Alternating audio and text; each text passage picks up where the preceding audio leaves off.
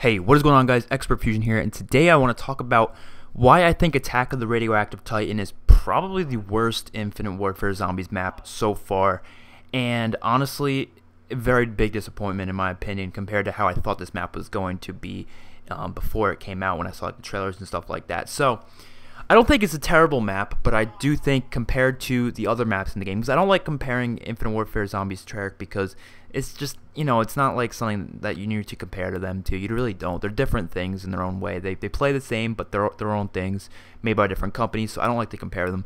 But when you compare it to other maps in the game itself, like Spaceland, Raven the Redwoods, and Shell and Shuffle, this map is nowhere nearly as good.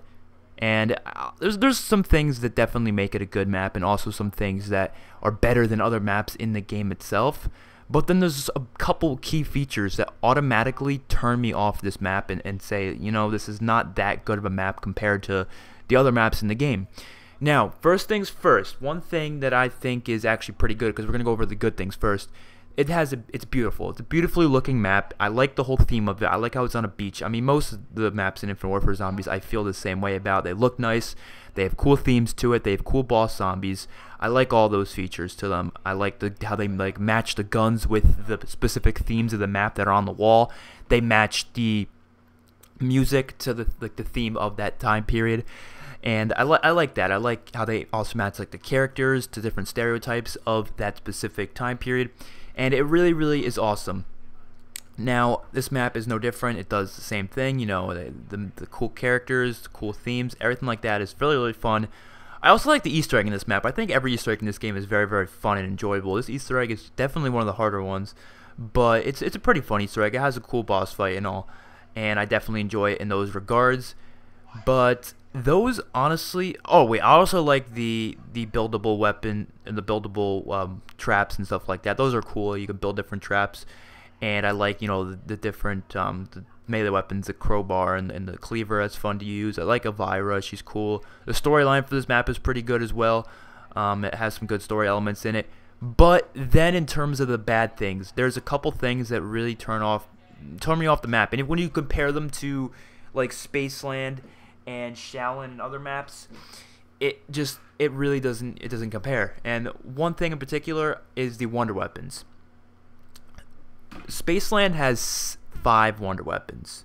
Okay, the 4 pistols and the forge freeze gun all are upgradable in some way, shape, or form, which is great. And then you have Raven the Redwoods, which has the bow, which is upgradable in 4 different ways, which is you get through all different quests to upgrade them. You can get the chainsaw thingy that the guy holds, which is really, really fun to use. Shell and Shuffle, you have 4 kung fu abilities that you can all upgrade in whatever way you want. And you have what's it called? You have the nunchucks that are pretty easy to get, and then you have the katana that you get for doing the Easter egg, which also stays there after for a purchasable thing off the wall for 10,000 after you complete the Easter egg. Now, Attack of the Radioactive thing. The other map. The biggest issue I have with it, it only has 1 wonder weapon. That's it. Nothing else. No special, no nothing. Just 1 wonder weapon of the Mad gun, and that's it. And it's not even that good of a wonder weapon. There's no redeeming qualities of it. You can't even upgrade it. You can't even fucking upgrade it. You can pick up 3 attachments for it that kind of make it a little bit better, but not that much better. There's no pack-a-punch for it. There's no double pack-a-punch for it. There's no upgrade process for it. There's no quest to go for. That's it. Just 1 wonder weapon.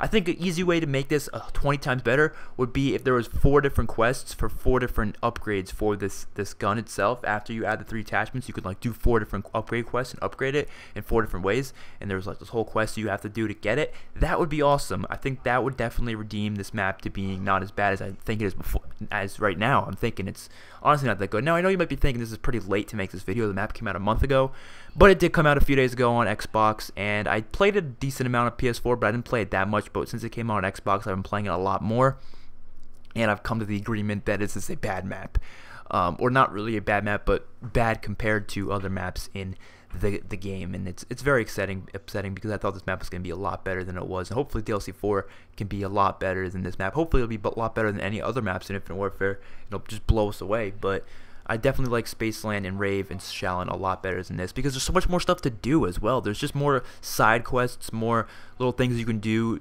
to get, different wonder weapons, different perks, different abilities, whatever. There's a lot more stuff to do in this map. You go on it, you get the Pack-a-Punch, you get the Pack-a-Punch unlocked, and that's it. You either do the Easter egg or you just survive. That's not fun for me. I don't want to do the Easter egg every fucking time. I don't want to be training zombies around not having anything to do on the map. I want stuff to do. I want quests. I want side quests, not just main Easter egg quests. I want side quests. Look at Spaceland. It did it perfectly. It has all sorts of side quests. You can do the ticket stuff. You can do, the different wonder weapons. You can do the Neo robot thing. You can get them all the way to the highest tier. You can get the different double Pack-a-Punch weapons. When you do the Easter egg, you can do all sorts of stuff. The Forge Freeze, get all the different stuff from the things. You can build all the different traps with the tokens. You can ride all the rides. You can do so much stuff. But this map just does not have that at all. It just doesn't.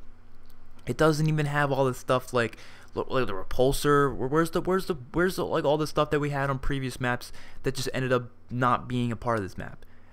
And it really makes it's kind of sucky to the point where you just don't have any of this stuff to do in the map, and it kind of just makes it a boring map in my opinion, and that's why I think it's not that good of a map. But let me know what you guys think in the comment section below. Hopefully DLC 4 will blow us out of the fucking water and will be absolutely amazing.